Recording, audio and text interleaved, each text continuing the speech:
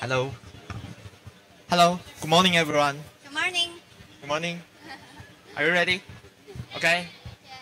Yeah. Welcome to our session, and we are from the other side of the world. So seeing so many of you, I'm so really happy, and it's really meaningful for us. It's okay. So it's really meaningful for us. So before we start, we want to please give you a big hand for yourself, for your attendance, please. Yeah. So today we want to share a topic that local governance and community action. And today I'm one of your hosts. My name is Min Song, and I am Lois. Yes, I'm another host. Okay. And we are hearing perspectives from different countries, different fields. So the first one I want to introduce is our expert from Taiwan, Junzi. Please say hi to everyone. Hello. Shall be one of speaker. Yeah. Another one is, I'm so sorry, Jaya Sudia. Am I right? Yeah. It's from Sri Lanka. Yeah. Okay, thank you. And the other one is Iris, is from US. Yeah. And we have a panelist, Dr. Zhao, but which is on the way, so we will see him later. And okay, I think let's start with something close to our home. I think we can share something close to our hometown. And Lois and I are both from Taiwan, and we have experience in our own climate challenges. And I would like to start my sharing our story. Okay, this is where my story begins. This is my hometown. The name of my hometown is Dacheng. But the funny thing is, Dacheng means big city in Mandarin. But my hometown is only, the population of it is only 15,000. So it's a small town. But the name of it is big city. So that's the funny thing. But in my hometown, my township, the feature is my township is a site of many major development projects. The first development project in my hometown is the Guoguang petrochemical project. In Mandarin, it's Guoguang Shihua. It's a really huge refinery in my hometown. They proposed in 2011. At that year, I'm only 10 years old. So it's a major national petrochemical project and constructed through land reclamation. And the authority choose the site due to our low population because we only have 15,000 in our township. So it's because of our low population and density. So they choose the industrial zones. But some strong position in my hometown from my hometown's residents and NGOs. So we protest that, and we want to protect our environment. And the authority saw that, and the authority decided to cancel the project after about 2 or 3 years. This is the first event that happened in my hometown. And the second event is my hometown Dacheng as a designed solar development zones, because the authority argued that our local farmland was unsuitable for agriculture. So they want to improve the solar energy and improve energy transition policy in my hometown. So they plan about 340 hectares area in our hometown to improve solar energy. But our farming land became fragmented, and due to large-scale solar project and environmental concerns emerged among local residents, and the most important thing is the authority. They have limited participate with residents, and they have lack of communication with residents. So the resident from my hometown has lots of backlash. And the third event is the wind farm in my hometown, the third event. And the offshore and onshore wind farms were introduced along the coast of Dacheng. And local concerns arose over noise and safety risks in my hometown. So, of course, there is another backlash again. And the energy transition meets our local reality again and again.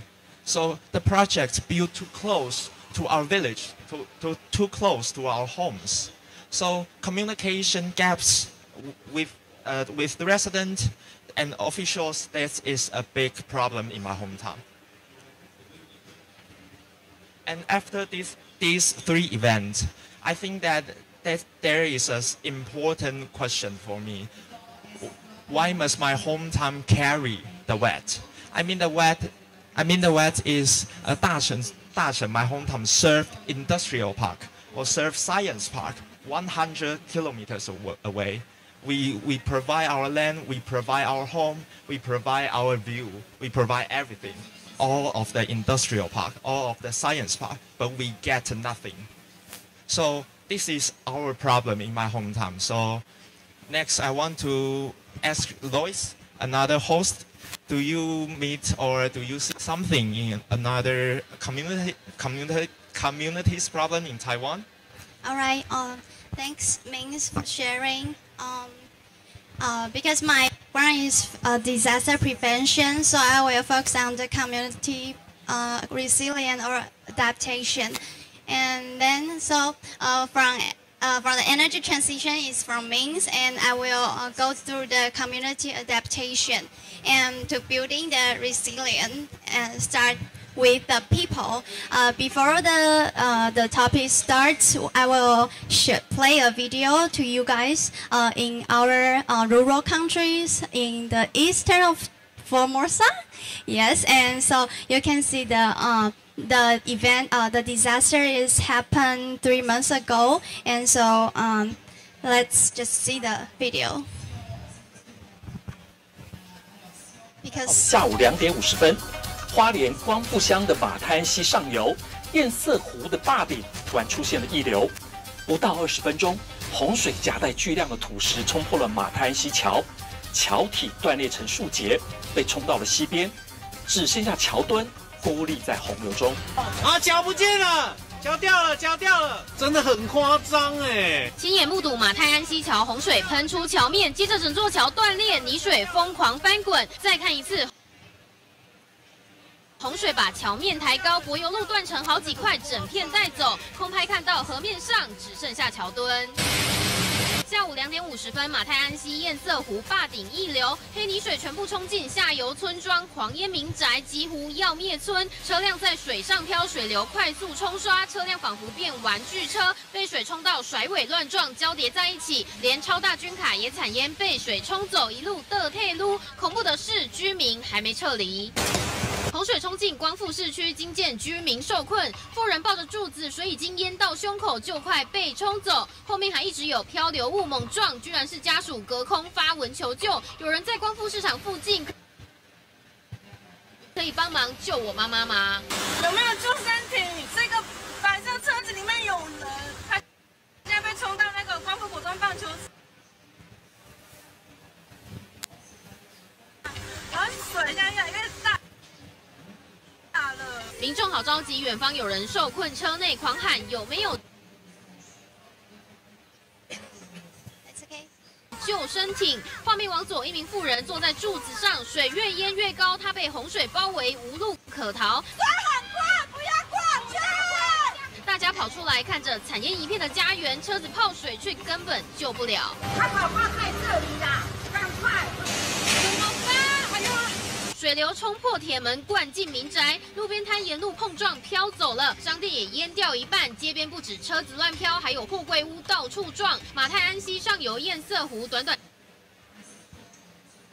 30分钟狂泻1540万吨，相当于6000个奥运水池，等于一整个南化水库全部冲到村庄。I think it's almost end. Okay, all right. Actually, there are some things I want to show to others, to you, because there is my friend's father. He is mobility. He is not able to walk by himself, and so his brother just carrying his father and walking on the rooftop. Yeah, so I think it's a really catastrophic disaster. And so let's just look at where is Guangfutang is. And so you can see it's from the Formosa and in the eastern of Taiwan, and Hualien is a location that surrounding by the steep mountains, like higher than 3,000 meters. And then there are in that place the areas frequently hit by the earthquakes. And then there also it triggers massive landslides too, and so the barrier lakes formed by the landslides. Okay. And so you can see, so it caused 90 casualties, and still right now there are still 5 missing people and more than 100 injuries.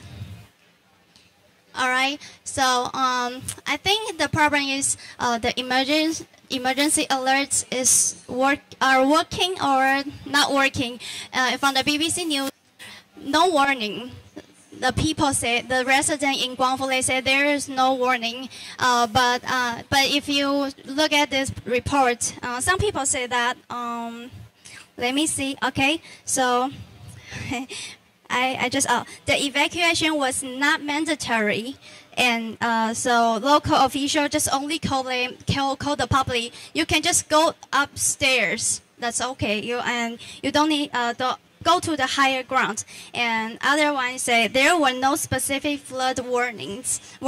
And also, actually, I want to share the thing is my friends. After the event, after the disaster, I went to her house to visit him, and he say he really don't know he doesn't know the term, like what is barrier lake or the landslide lake. So we don't have the awareness of the disaster. So that so this events reveal that there are many local vulnerability. Yes. So there are 2 major community gaps. One is between central and local authority, because in that area, the rural countries, the population is diverse, including the indigenous people, but their language is they are multi-language. The first language is not Mandarin, and there are so many elderly population there, and okay. Also, I say some people cannot walk by himself, so they are mobility. I don't know, disabled. Yeah, disabled. Yes. So okay. So this is the and. Some people from the report say that they cannot receive the message, and also because the elderly cannot hear the broadcast from the government, because so they should knock the door to take them out. Yeah. So this is the problem we face on that place. So this in the Hualien country, so there are deep social vulnerability, and understand so we need to understand their language and to give them the inclusive message or the warning, and then the government needs to work closely to the locals and to can evacuate them immediately. Yes. Okay, so after Ming's and my sharing, we know there are many problems in the communities. I think here we are here. We grow up in different community and we face different problems or different situation. And so but I think it's not more than that. We can still have some duty can do or some response. So I want to ask Ming, as a youth, do you think what can we do in play this role, and how can we solve and tackle this problem?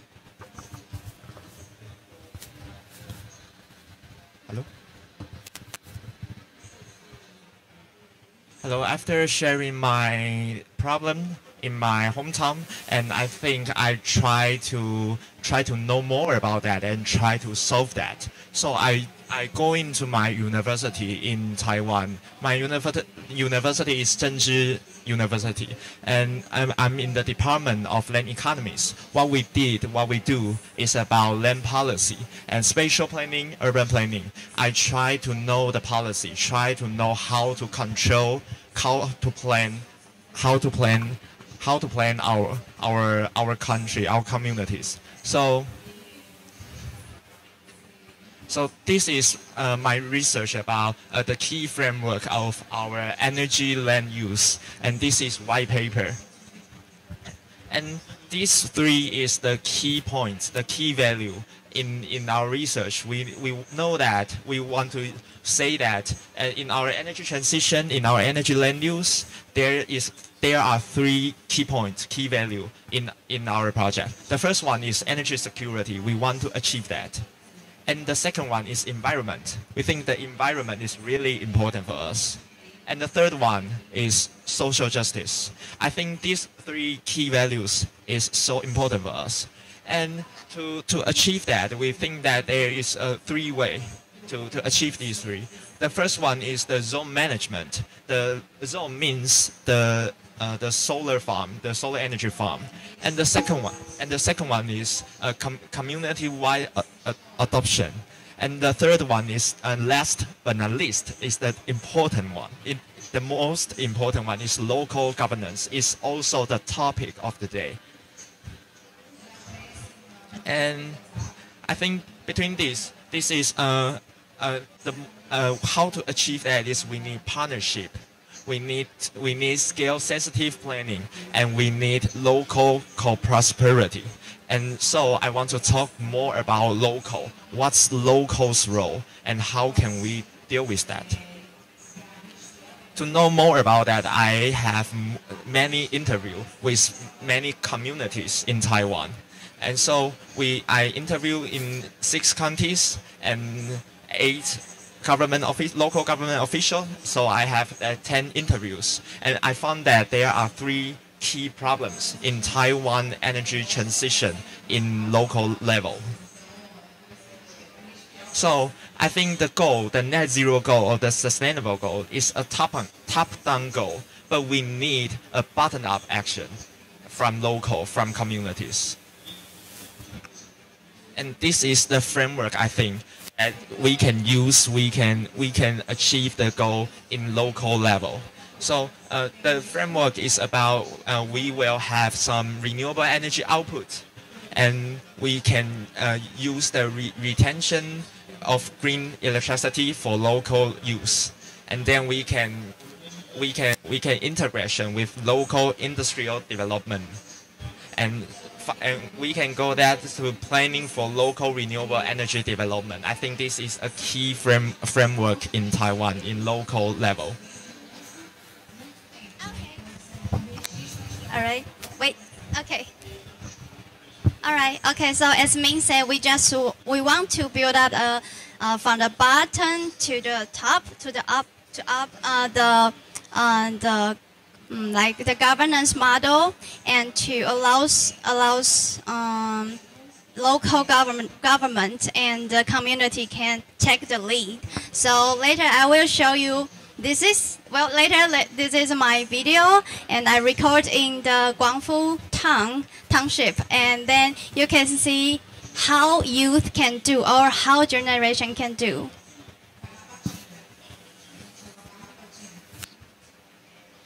There are some. Oh, okay.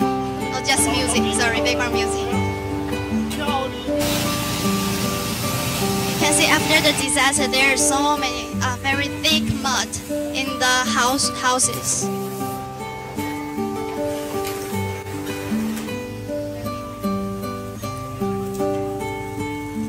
There have many signs say, "I want volunteers." You can see all the trash. The trash actually is the furniture.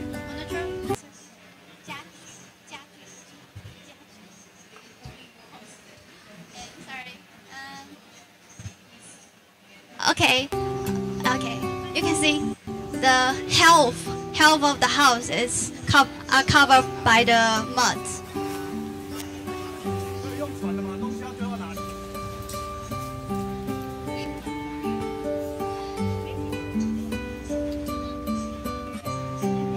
It's me and my sister.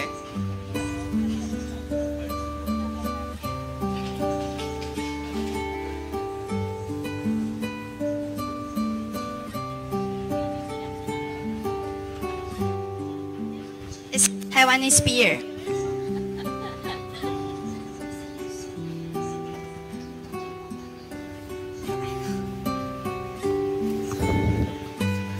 I have to bend my back to go inside the house.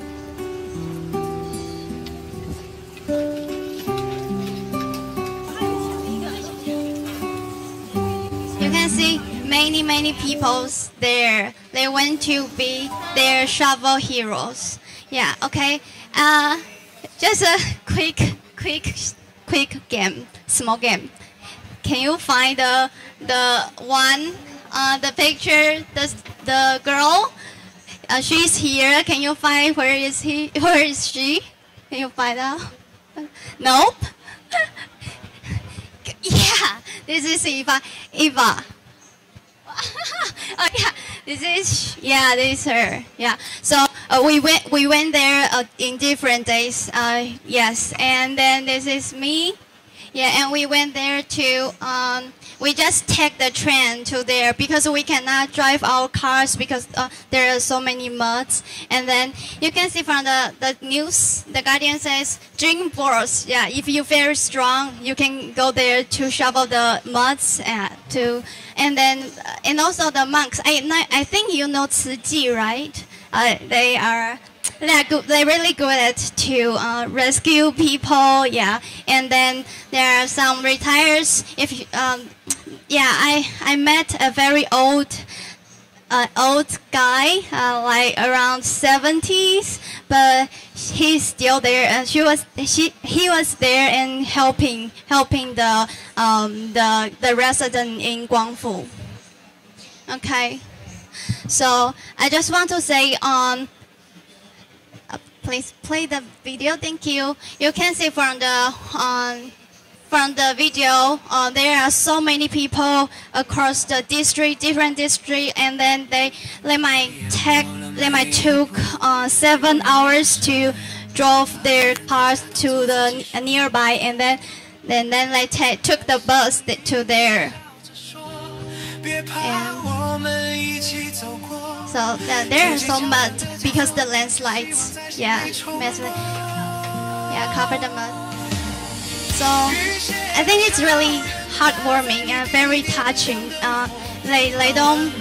There are so many people caring there.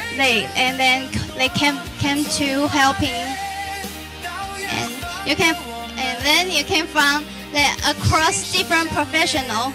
If you are a cook, you can just go there to cook for others. And then if you are just like me and Eva, we can just shovel because we are young, so we can just dig out the muds. And then some people, they have machinery, so they can build out the heavy machinery to dig out the muds. And then also our train railway, they open the stand place to let people come inside the train and to go there. Okay. Oh, okay. If you are rich, you can just give the money. Just like we call that the resource heroes. Yes. Okay. Think. And here, sorry. Okay. And also, I think it's really the most touching part is there are course nationalities. I know a man comes from Canada. No, Canadian. Okay, Canadian. Sorry, Canadian. And he is a scientist, and he came to Taiwan to take a vacation, but he saw the news and he just joined to the volunteers. And so instead of enjoying the holidays, yeah, he went there and to help others. Oh, I know the right guy, yeah, Canadian. So all the volunteers from all over the world. So we can do more than just stand here, just do nothing. Yes. Okay, and also our company. Also, we have not just focus on indigenous people. Also, we also focus on the gender equality, and we focus on women's works and some woman. Okay, so yes.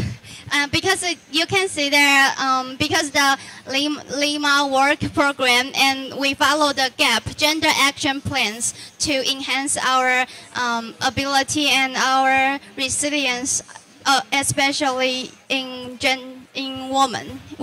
Yes. Okay, so this is my end takeaways. I think after the disaster, we still can turn the pain into action, and then we can our community can adapt together and collect all the empowerments. Okay.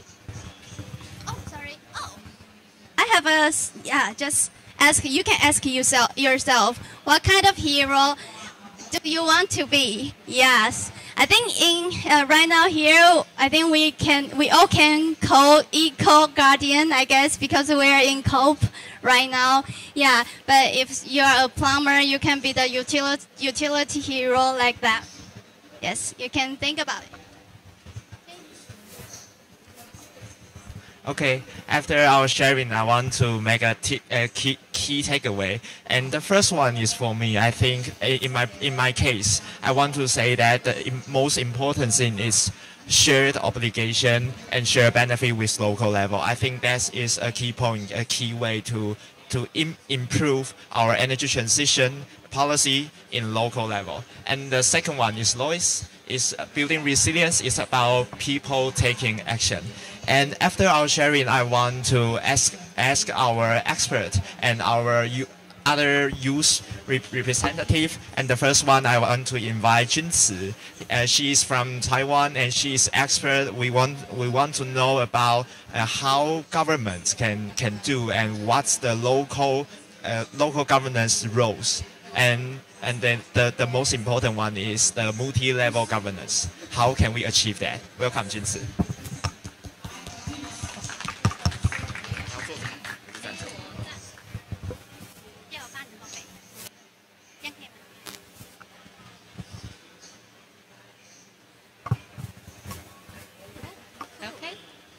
Good morning, everyone.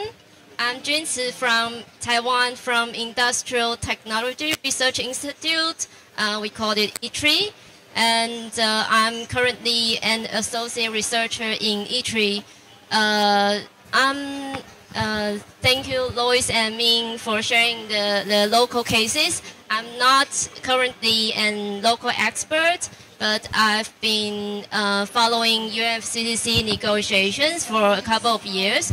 So I would like to share some of my points from this perspective. So the UNFCCC, the global climate goal, which is built upon a collective effort. So the mechanisms, the tools under UNFCCC are all designed this way. For instance, the nationally determined contributions, the national reporting systems are all focused on the national level strategies. But currently in these years, there is a trend that the countries over the world, they increasingly recognizing that to achieve the global goal, it's not enough just rely on the national level efforts.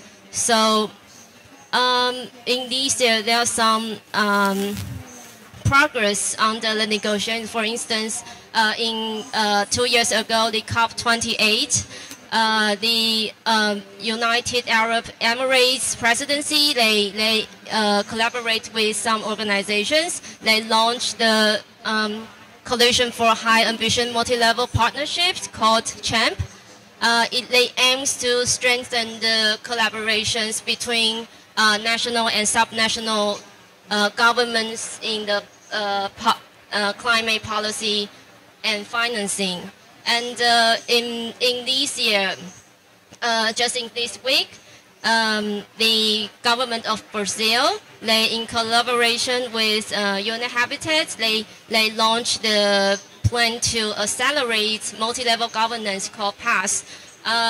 It is like it aims to operationalize the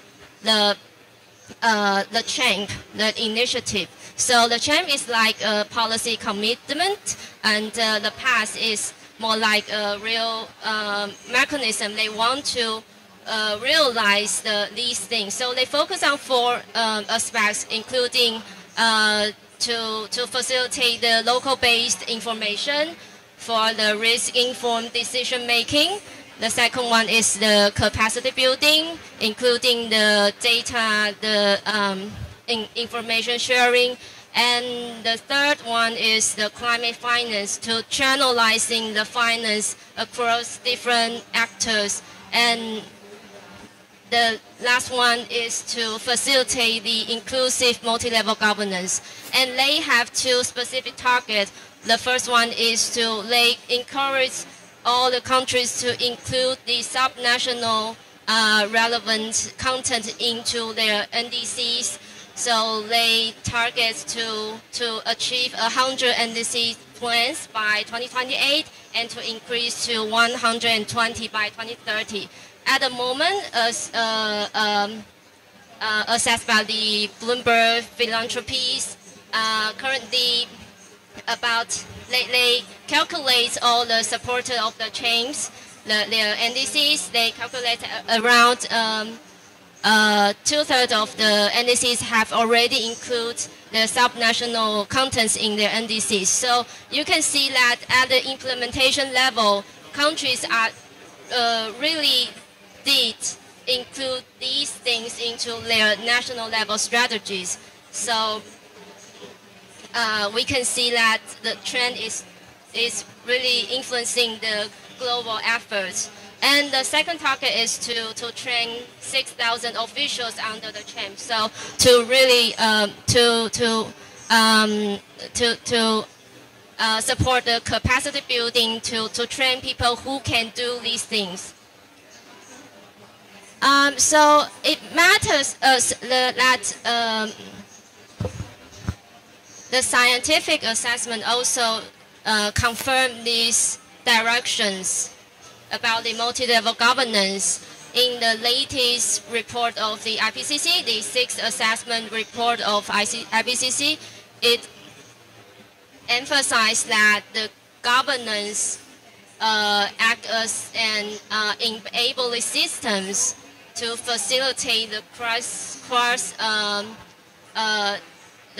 levels coordinations among national and subnationals. And it also pointed out that cities and the settlements, they are the keynotes. Like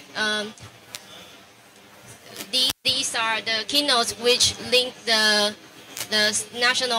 sub-national actions to the national and international targets. So it matters that what is the methods, the approach to do this. And on your right-hand side, the figure, which is from the research from Balali and some other researchers. I think it do visualize the process, how to facilitate the governance. It includes the 3 dimensions coordination, including the levels, actors, and sectors. The levels means the different governance at levels, from local to regional to national and then to international. And the actors are like all the stakeholders, participants, like governments, private sector, civil society. And the sectors are includes like energy, transport, land use, waste and agriculture, etc. So this shows that how these 3 dimensions could interrelated to others, and IPCC also reflect on this point that it emphasizes that both vertical and horizontal coordination should take place to align across the governance level and to integrate the actions across the sectors and stakeholders. So I would like to look a bit further on the governance structure. This slide shows like a framework of the multi-level governance. It is from a UN-led project. So this is a case. As you can see, there are some elements. It is not exhausted, but it kind of illustrates how a multi-level governance could take place by this framework. So in the middle axle, the vertical dimension, you can see that there are from the top to the down, there are global level to the very bottom or the subnational level, including the regional or local. And on the other dimension, there would be sectors across the sectors, and also the different actors. And you can also see that there are arrows in between different elements. And you can also see these are two arrows with 2 directions. So the communication should be also multi-directions, not just one-way information delivery. And the other point I would like to emphasize is that, as stated by the IPCC, cities are the frontier which allow the local, which allow the cross, the multi-level, the cross levels coordination take place, because it allows the local actions to take place, and we all live in the same areas. As you can see, different actions could both contribute to mitigation and adaptation benefits. So it's critical to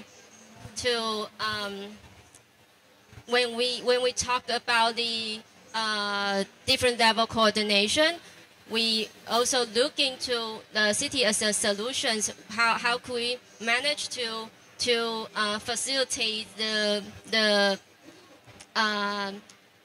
coordination in the local level? So to conclude my to conclude my slides,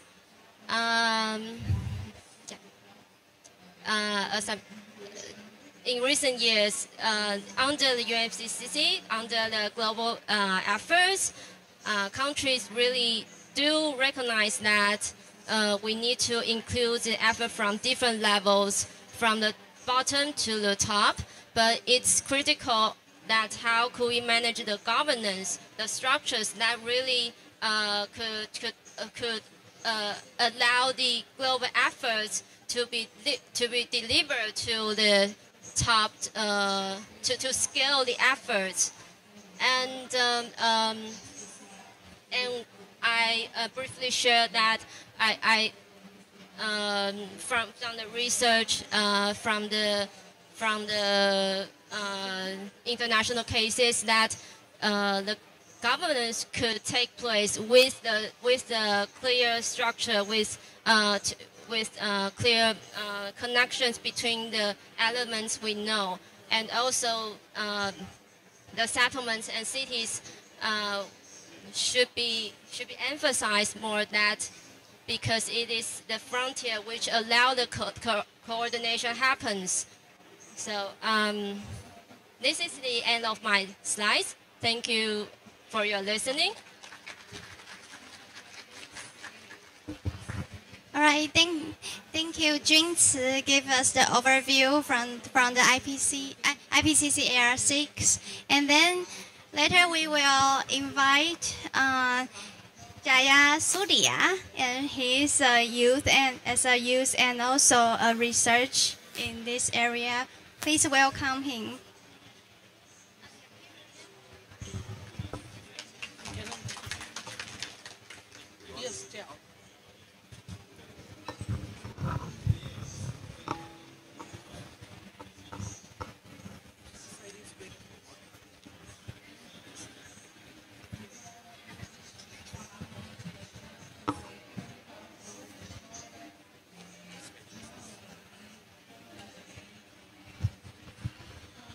Firstly, thank you for all the organizers in Staff United Fund and my friends also. And good morning, all of you. So I am Sandun Jayasuriya. I am from Sri Lanka. Now I am representing all the universities in Sri Lanka, as well as I am a researcher in the climate change adaptation and how to get indigenous knowledge to manage environmental changes as well as climate adaptation. Yes, I think we all know about Asia. Asia is a very effective area in climate change because there are a lot of populations, there are a lot of diversities, there are a lot of biodiversities. Have South Asia, not only South, all the Asia. So in that case, South Asia is the most vulnerable area in climate change. So Sri Lanka, India, there are a lot of developing countries, actually least developing countries in here. In that case, according to the IPCC report 2023, there is clearly informed about, display about global temperature have already reached records high, as well as sea levels continues to rise and extreme weather is becoming the new normal, as well as most effective people as sometimes victims. There are a lot of vulnerable to climate change is youth.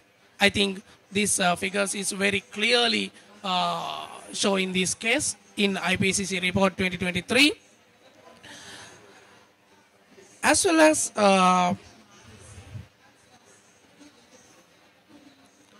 young people. Young people bring something special to the climate movement, creativity, innovation, and digital power.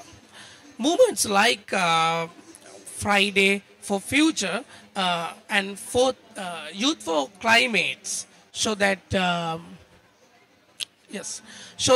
youth voices can influence even global policies.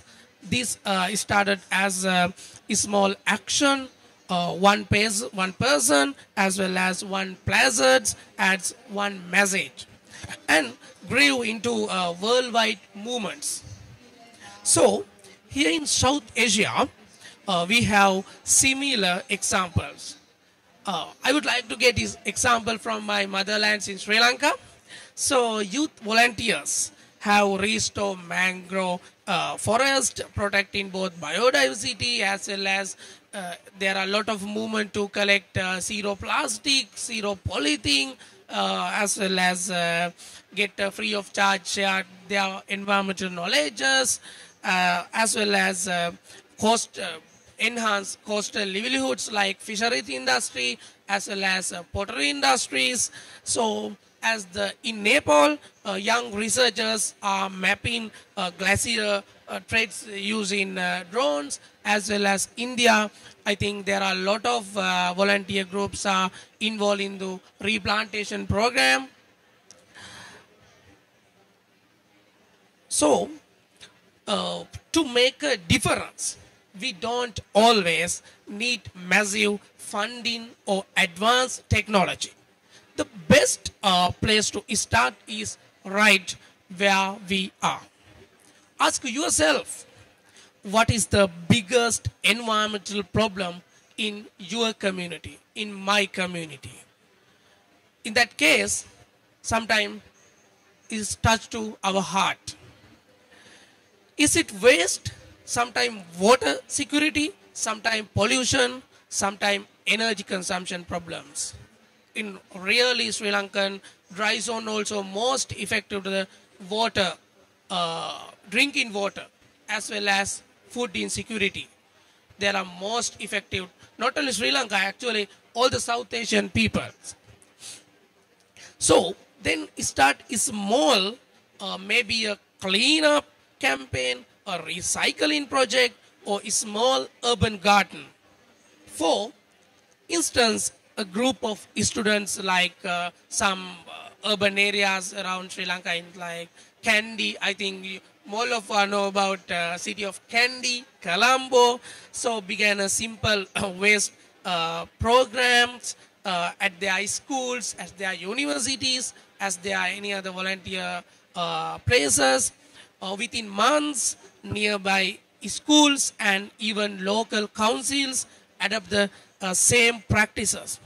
Actually, I think this word is the most famous, but really we do act locally but think globally. It is a famous word, but now today also I use this quota for these sites: act locally, please think globally.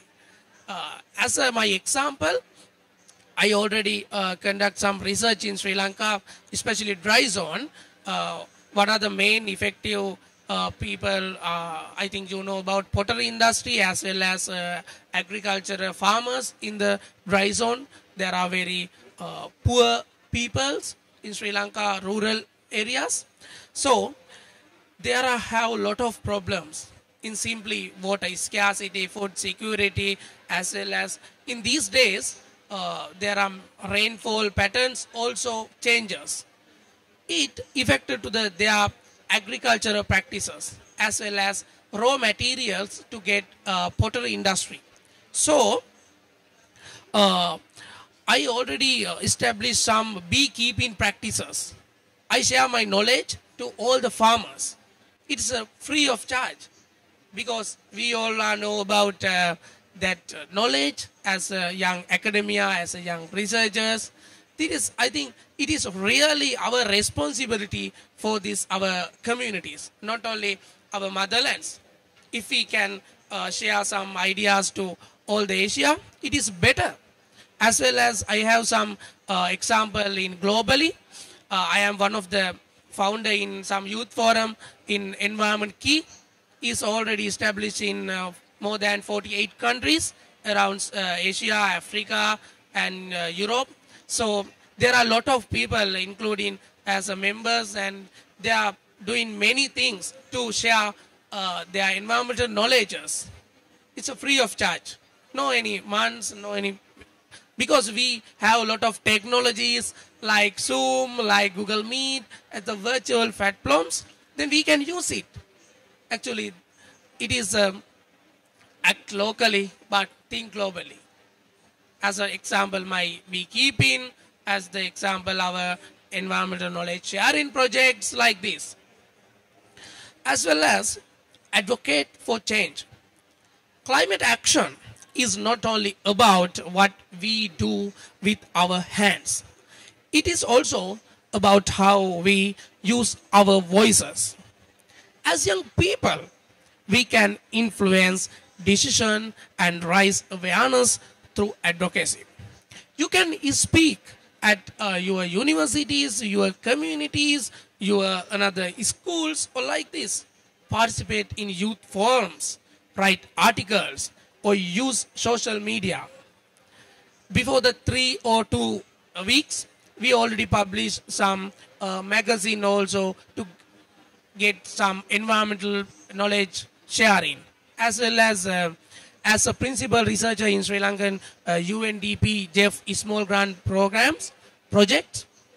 I already published some environmental policy proposal to, I think more of us know about one of the most famous one is rainforest in Sri Lanka, UNESCO World Heritage one, Knuckles Rainforest. It is a major rainforest in Sri Lanka. So I already prepared some environmental policy proposal to this rainforest. They already published it in implemented by UNDP. So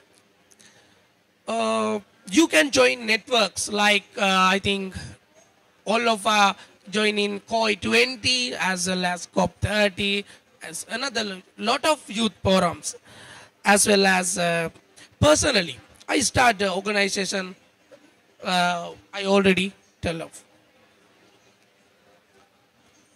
Oh, the truth is a youth represent the majority of the population in most global south. The means our engagement is not just important, it is essential. Sometimes I like to tell about youth are not the future leaders. They are today innovators. Actually, youth are not the future leaders because we are most effective peoples like victims to climate change, as previous figures according to the IPCC report 2023. That means our engagement is not just important. Again, it's essential.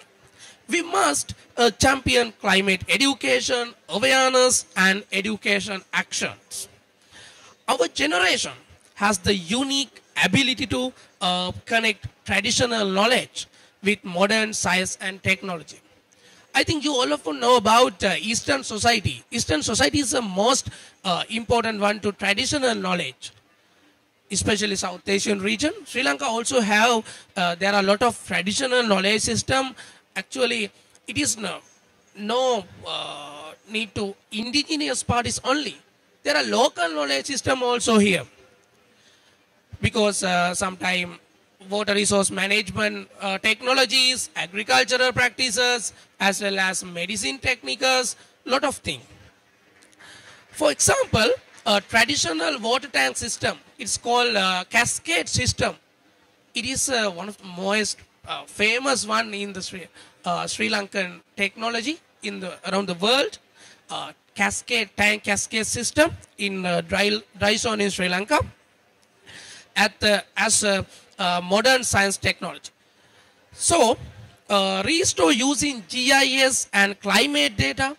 This blend of old and new creates resilience method. Now, as we look to the future, we must ask, what kind of climate leaders do we want to create? Our call to action is clear.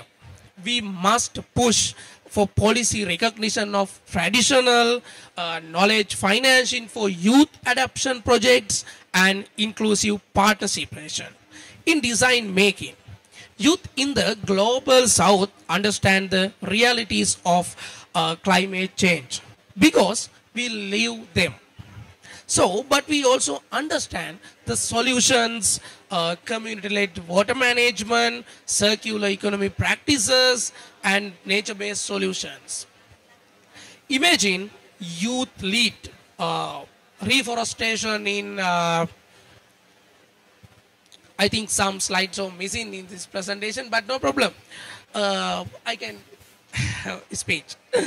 Drought-prone regions, waste to energy, startups or community-based early warning system for floods, landslides, tsunami, like lot of disasters.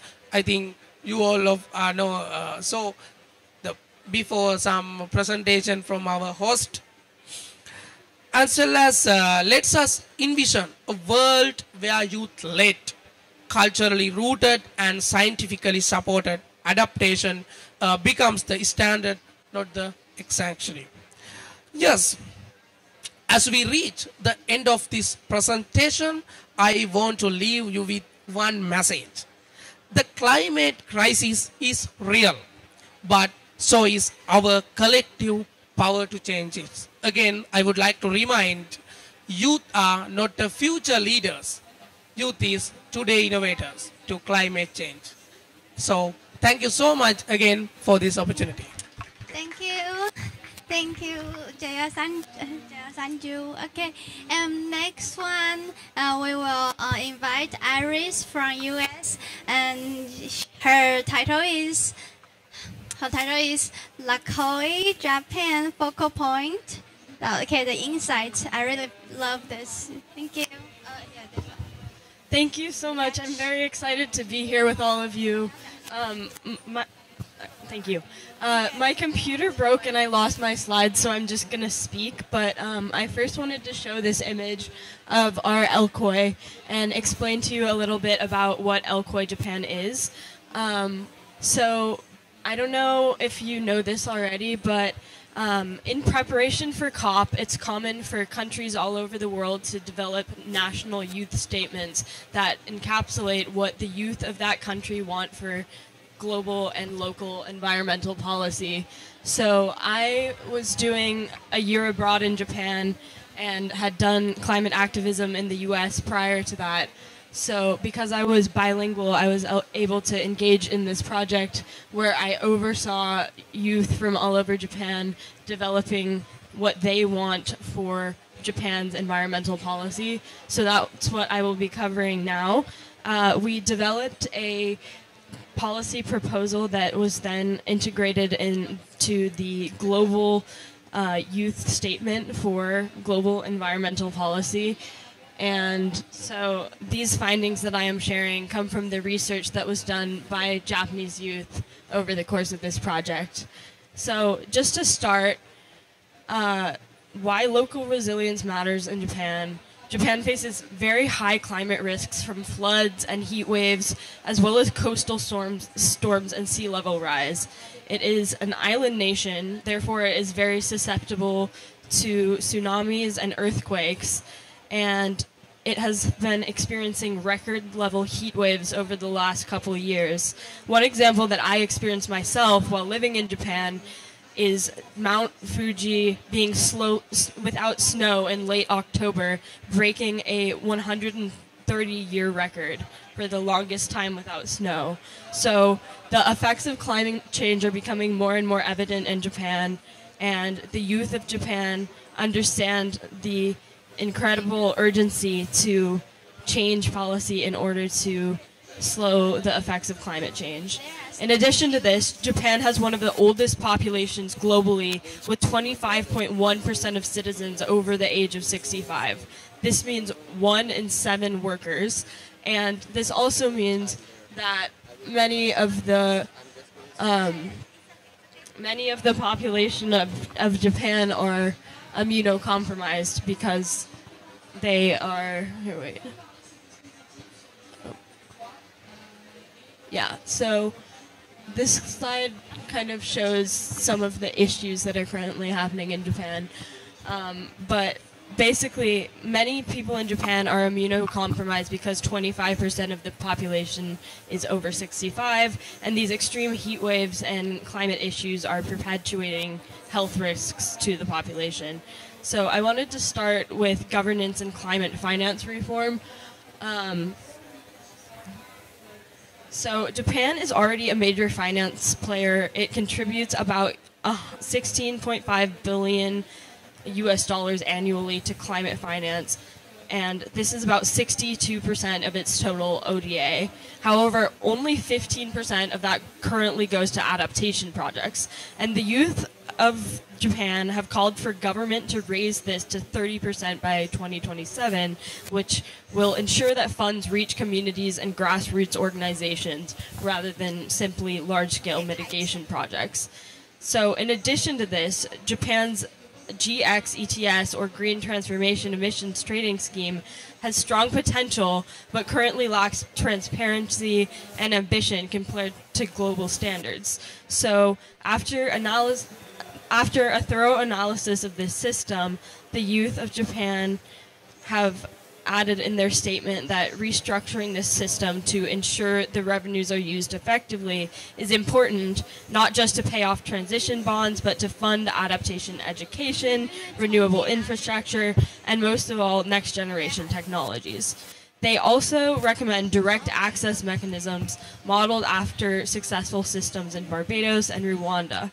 These reduce project application times from 18 months down to just 6, making climate funding accessible to smaller youth-led organizations. Finally, the statement proposes a Tokyo-based Asia-Pacific Climate Finance Corporation hub, which would link Japan's diplomatic network with regional partners to share climate adaptation knowledge.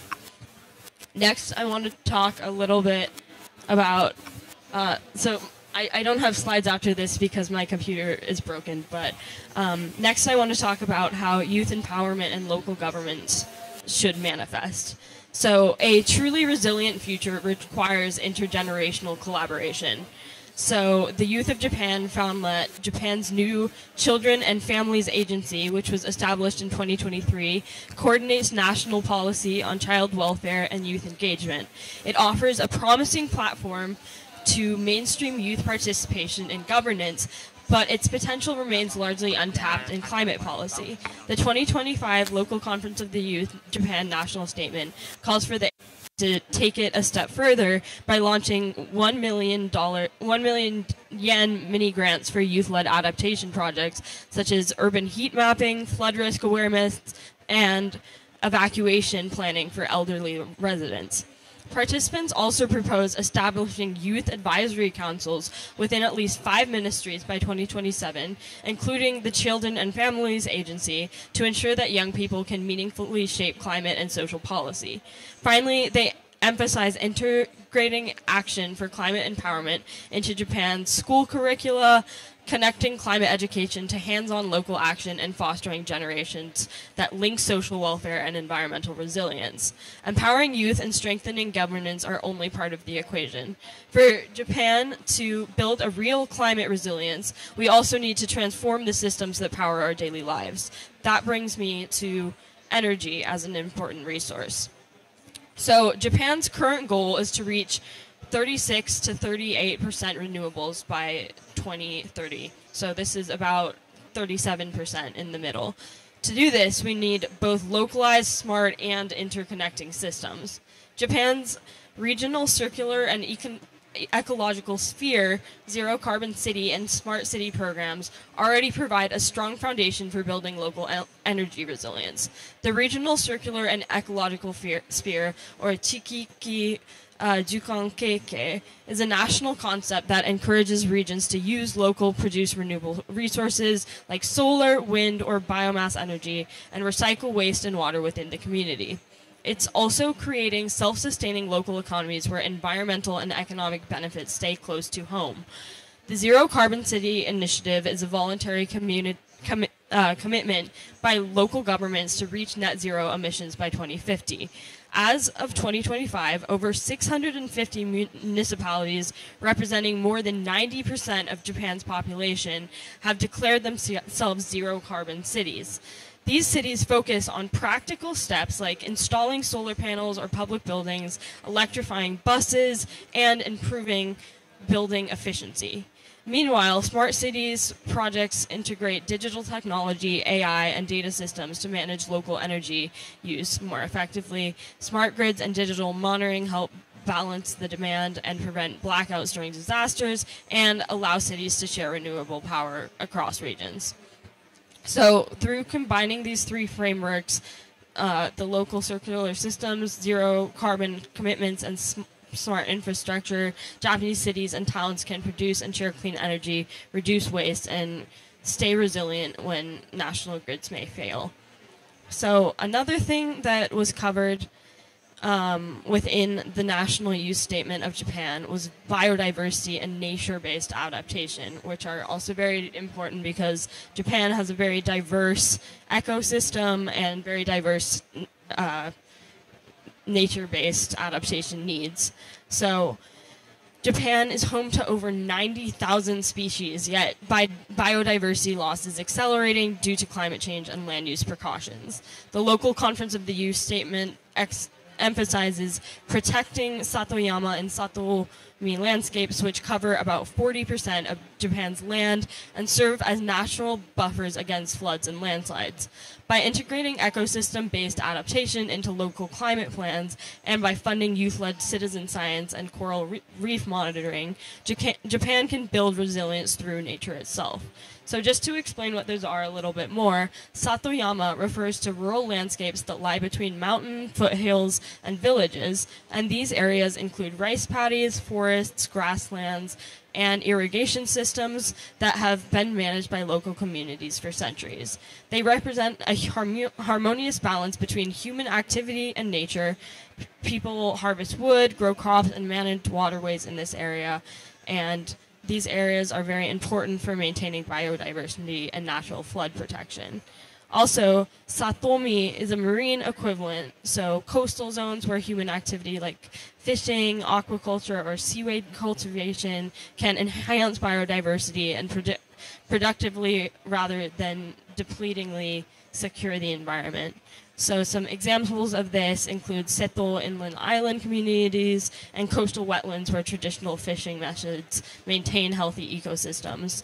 So it's important to acknowledge local, the local knowledge rather than simply national knowledge in order to address biodiversity issues. So kind of continuing off of that, community adaptation and recovery are integral to the success of Japan's environmental policy.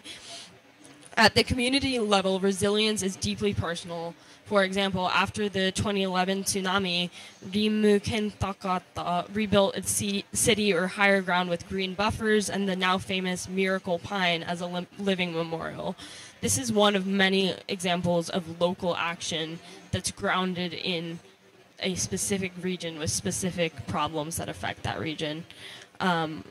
Elkoi projects provide inspirations that are applicable to a myriad of different regions, such as heat risk maps, disaster awareness programs, and urban greening initiatives that should be integrated into local communities across the country. They emphasize that true adaptation happens when citizens, students, and elders collaborate, and this will empower climate action to become part of everyday life and community. As well as this, the Elkoi Japan statement advocates for partnerships and knowledge-sharing forums between local governments and educational institutions. Addressing adaptation will differ between different parts of the country, so local governments should provide opportunities for youth to educate themselves. Another example of a city that's been known to succeed in this type of thing is Fukuoka, which is often cited as one of Japan's leaders in local climate adaptation, integrating greening and urban planning spaces since 1990s to address temperatures and urban heat island effects. A key example specifically in Fukuoka is the Asian Crossroads over sea, a terrace structure covered in greenery that functions both as it functions both as an architectural landmark and a practical adaptation measure. It's Cascading rooftop gardens reduce heat, improve air quality, and provide natural shading, all of which help to regulate urban temperatures. Beyond this iconic building, Fukuoka is implemented citywide initiatives to monitor local temperature changes, rising faster than national average, and incorporate this data into planning and development. These efforts demonstrate how local governments combine climate science, design, and community engagement to create resilient and livable urban environments. So to kind of recap, all of these threads, government, energy, biodiversity, and community, must be woven together to create a shared governance. The Elkoi statement calls for cross-ministerial communication among MOFA, MEDI, MOE, and MEXT, which are all government institutions in Japan, for co-creation platforms where residents, experts, and local governments can design solutions together. By merging digital innovation like AI forecasting and VR-based training with local participation, Japan can lead the Asia-Pacific in integrating evidence-based adaptation.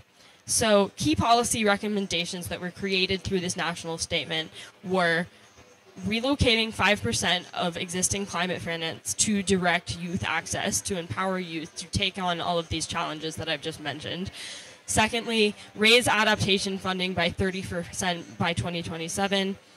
Third, introduce AI subsidies for renewable and waste-to-energy projects. Fourth, integrate biodiversity and climate education nationwide into curriculum. 5, publish an annual Japan Climate Finance Impact Report to track this progress.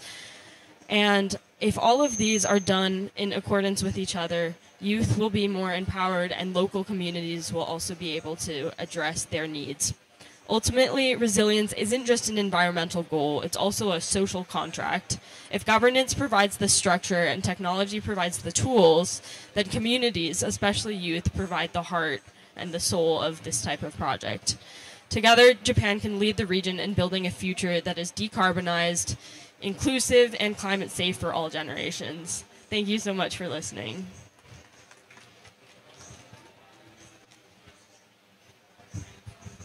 Okay, thank you, Iris, and thanks for your sharing. Next, we want to invite all of our speakers and our panelists, Dr. Zhao, and come on the stage, and we will have the panel discussion.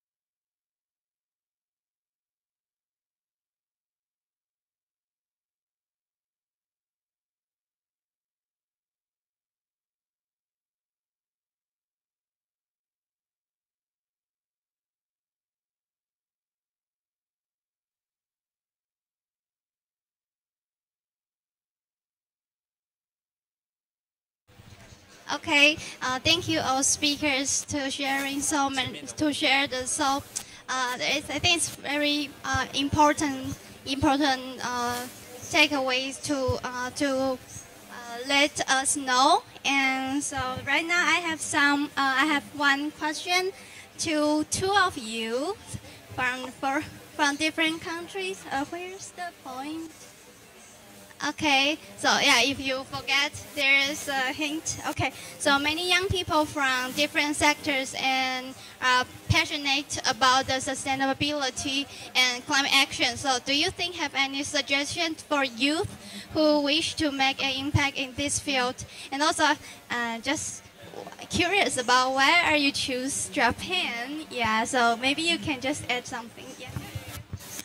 So I actually grew up learning Japanese. I went to a Japanese immersion school in the US for 12 years, and many of my teachers were Japanese and taught a lot about Japanese culture and that sort of thing. So even though I'm not Japanese and am in a bit of a weird position representing Japan right now, because I was bilingual, I wanted to offer help in empowering youth voices because the national statement had to be written in English. So I was able to kind of take other people's ideas and use the fact that I speak both English and Japanese to make them clear in English for broader audiences to understand. And as far as the second question about youth involvement, I honestly think that just taking initiative to reach out to anyone you're interested in is a really good first step. I think that in Tokyo there's a lot of influence of the UN University. There's the UN graduate school that focuses entirely on sustainability. And there's a lot of very, very knowledgeable professors. And with our project, we found that even if these professors didn't know us or didn't know exactly what we were doing, expressing interest and some level of knowledge about sustainability and this field is something that many specialists are very excited to talk about. So I think a foundational step for learning individually is just being proactive and taking initiative to reach out to anyone that you know who has knowledge. Beyond that, I really think that there's a lot of very interesting and knowledgeable NGOs that do a lot of really great work. My NGO, Young Professionals in Foreign Policy, plans a lot of youth events to try and empower youth to feel like they have a voice in both climate and human rights and security and defense. What? Yeah, it's a global NGO, so I represent the Tokyo office, but we have 7 branches around the world. A few are in the US, and we have one in, I think, Belgium, and several other in Asia and South America. So because it's kind of a global network, it allows people to connect with whatever they're interested in. But in the shortest words possible, I think that just expressing interest and being confident enough to take initiative to reach out to strangers is a really good first step. Thank you. Thank you, Derek. Thank you, Aris. So later, I give you. Just thank you for your questions. Actually, today there are a lot of youth engaged with climate action as well as environmental conservation. I think we all are so about in COP20 also. Lot of RCOI, LCOI, like there are a lot of youth in South Asia, not only Asia, I think worldwide. It is established very well, as well as there are a lot of youth organizations like Zero Plastic, Environmental Key, like there are a lot of organizations I think involved in as a sometimes UN accredited organization, as well as I think you all, my friends also, including there are a lot of organizations. Actually, it is very good and we need to appreciate this youth involved in today. So some researchers, I think I saw in Blue Zone, there are a lot of institutes also engaged with this environmental conservation as well as climate change studies.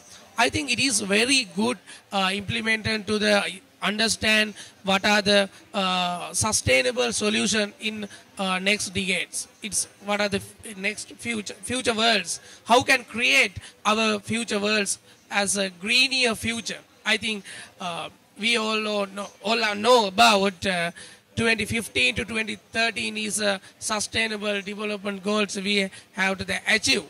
After 2030 to 2050, I think we can go to the eco-centric society. I think it is better to understand and think it is very important to create greener future, not only for me, because sometimes I not accept SDG definition also.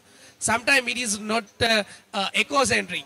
Sometimes SDG definition get human centric.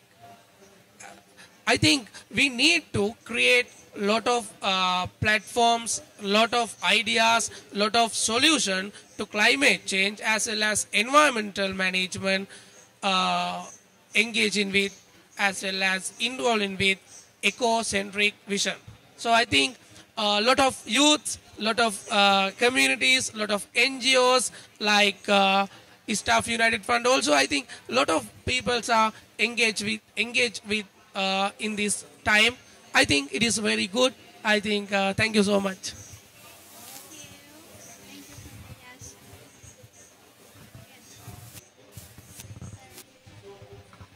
Okay, so next question is for Junzi and Dr. Zhao, and I want to ask you, based on your experience, what's the greatest difficulty currently encountered in improving the energy transition at the local level? Because we are talking about the local level. So do you have any experience or case that can share with us? This is the first question, maybe.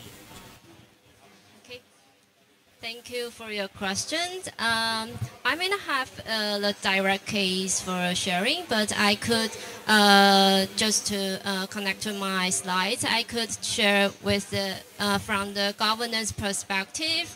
I think the biggest challenge is that the local level, they face the mismatch mandates, that they face the limited capacity, the insufficient resources, that as you mentioned, that you try to you voice, you speak out, you try to inform the governments that what you need at local level, but you might think that nothing really happens, nothing meets your needs.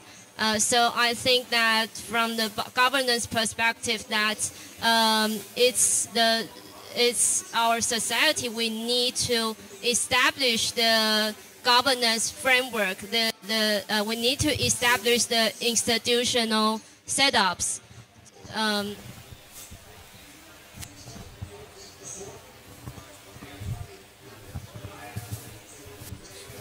Sorry.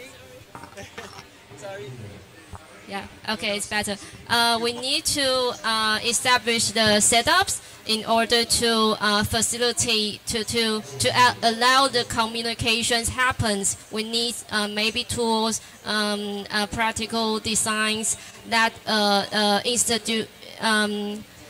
institutions that we could allow the communication between local and the governments and also the private sectors. So I think the biggest challenge is the lack of the institutional setups.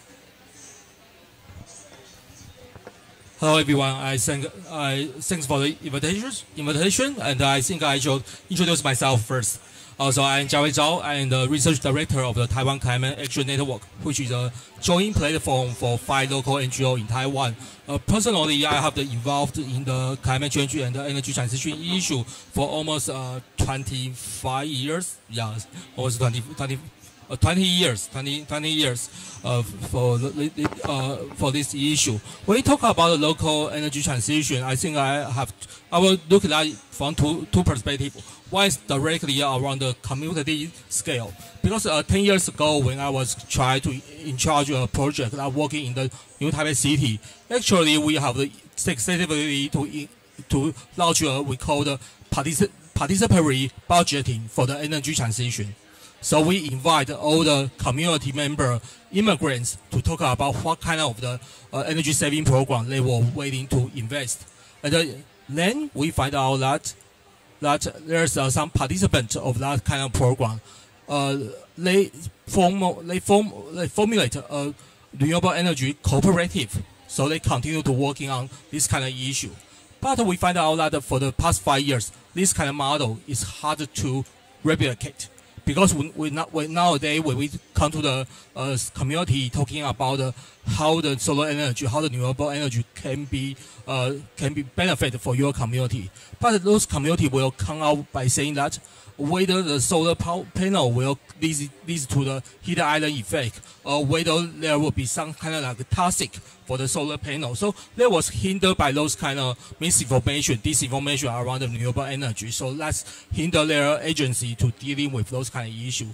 Then I will coming out to the another level and talk about the institution arrangement. In Taiwan right now, although most of the major city they already announced a net zero target, and 11 of those kind of city they have their own local ordinance related to the net zero transition.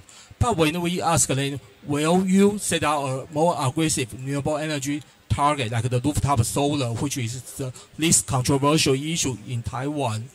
But the local government they just don't willing to set out an ambitious target for that. They just want to say, oh, please phase out this coal-fired power plant in my territory, but they don't want to promote aggressive ambition the renewable energy target within their territory. So, for example, like in Taipei City, the largest city in Taiwan, they only set out their renewable energy target for the rooftop solar PV for around 200 megawatt.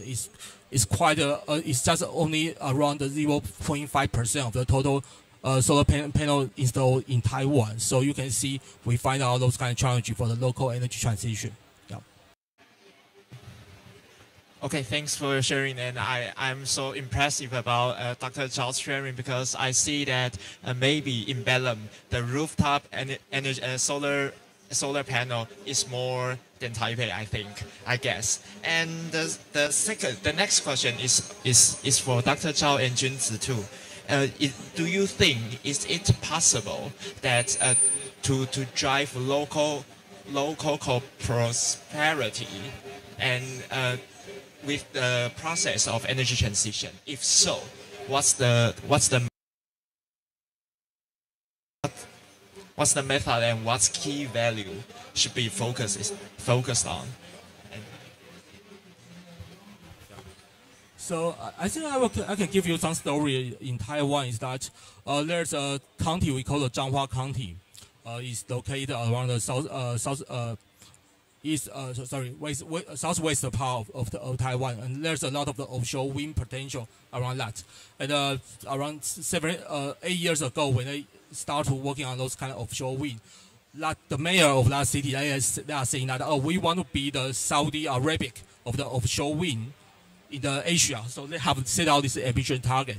But in the end, after those 8 years, they find out that all those kind of engineers of working on the offshore wind, they are living in the Taichung city, not in their domestic city. They find out that all the supply chain did not enrich their local economy. So now we see some kind of like a local resistance at the government level around this issue. So we are facing a very challenging thing. That when we talk about the energy transition, we talk about a lot of green job will be create during the energy transition.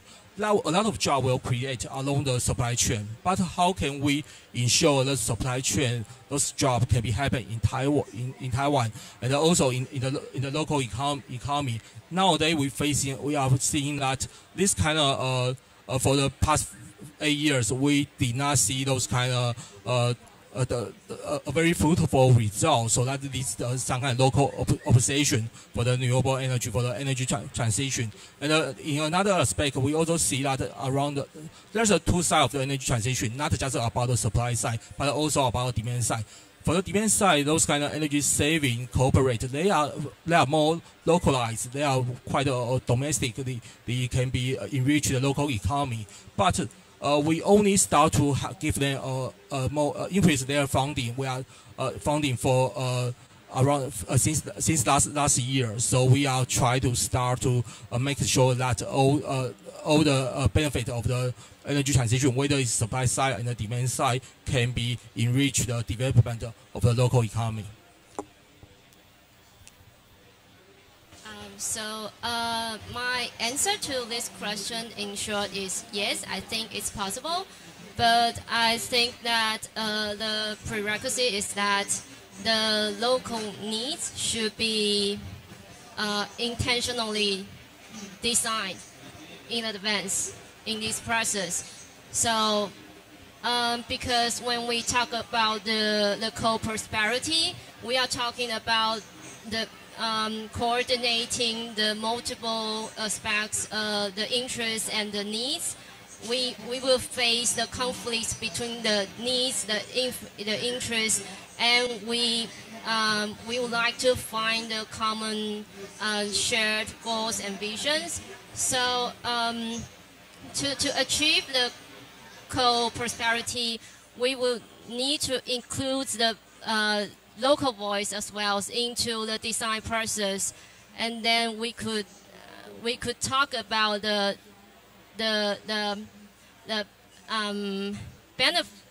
who can benefit from what specifically. So I think that yes, but we the requirement is that we need to include the different in the stakeholders into these, intentionally include them into the design process, and this will be possible. Thank you. I just want to add a little bit about when we talk about this question about the co-prosperity, sometimes we are thinking of very local economy, but in the end, in Taiwan, we face the reality that every mayors, they are thinking about the best way to empower the local economy is to have a TSMC, a semiconductor power plant, or a data center, AI data center, set out in their territory.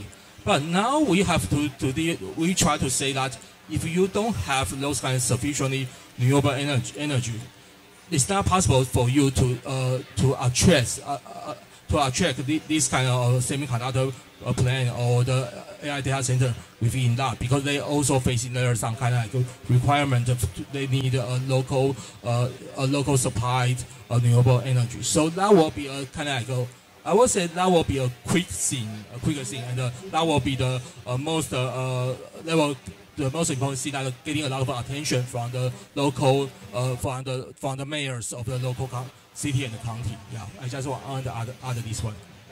Yeah, I think Dr. Zhao point out a key question. There was some county in Taiwan, they don't want green energy, but they want TSMC. That's ridiculous. I think that's an important thing. And we want to open the floor to question. If you have question, you can raise your hand, and maybe you can ask anyone on the stage.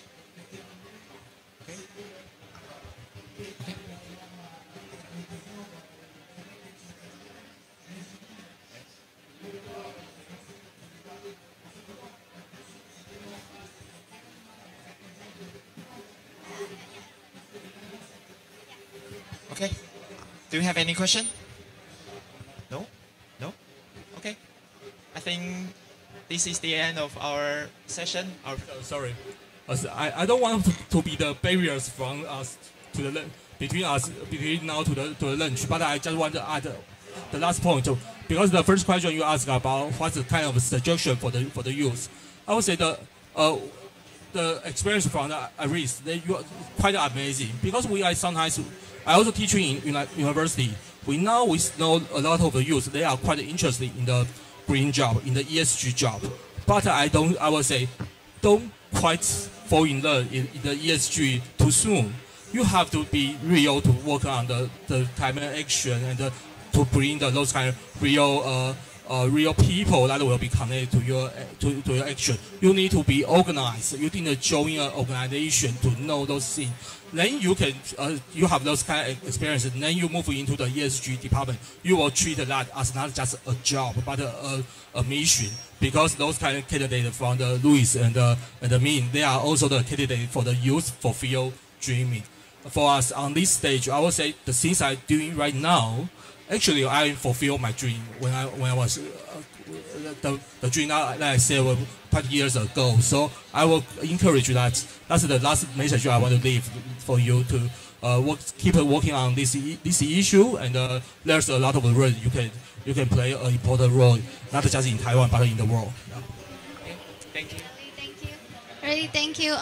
Dr. Zhao, to share this this point of view, and I really so I encourage us to join like the organization and NGO, and to collaborate with others, and then to back action. Okay, so this will end our panel discussion and also this session. Okay, sure. Thank you for the event. I think it's a really wonderful organization. Thank you. Actually, my question goes to the moderator, Luis. So thank you for sharing the Hualien case, because I think for people from Taiwan, it's really difficult and special experience, or what we get from the news and whatever. And so my question is that, so you have mentioned about the early warning system and the co-organization between the governments and the local governments. But actually, I think we do have the early warning system framework, but it's always about how we can implement it successfully. So I don't know if you have any ideas, or from your youth perspective, what do you think that we can improve this to prevent things like this? Not only because I think what happened in Hualien is not purely climate disasters, it's caused by the earthquake. So I think overall, what's your idea about this? Thank you. Okay, thank you for your question. I think it's very, for youth, I think it's very important. The first one is we need to have the awareness about climate change, because actually the Barrier Lake, or we say landslide lake, it's not are not fully familiar with us. We're not familiar with the terms, the barrier lakes, because last time the event, like the Barrier Lake event happened, is like 2008, and it just happened about 1 minute.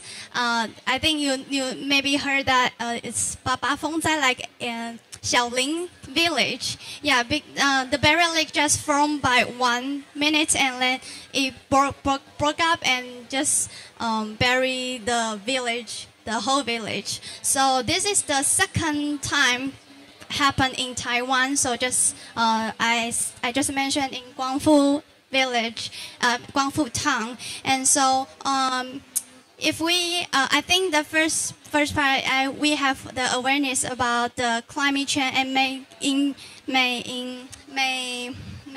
cause extreme disaster, catastrophe disaster that we cannot imagine. And then second one, and is about the warning system. I guess this is special case because it's happened in the tribes. So there are so many multi-language people, indigenous people. So if we, as a youth in Hualien, Guangfu, I think they can connect with the people, the local, the elder, and to let them know, to communicate with them, and to let them know how serious will happen, will going to happen.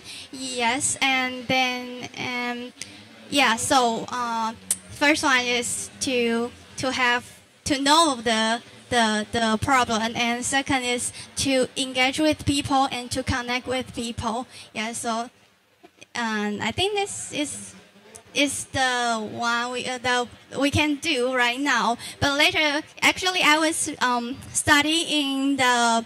I'm a PhD student. I'm studying to prevent the flood, to forecast the early flood warning. So maybe this is in the future. I want to visualize the early warning. You can just know, like, maybe it's kind of a probability forecast or something. It's very simple to let them know the disaster will come, just like that. Yeah, so this is what I thought right now. Thank you. Thank you. Okay. So I think this is the end of our session. Any questions? Okay. Okay, so give a big hand to our speakers and hosts. Thank you. Can we take picture?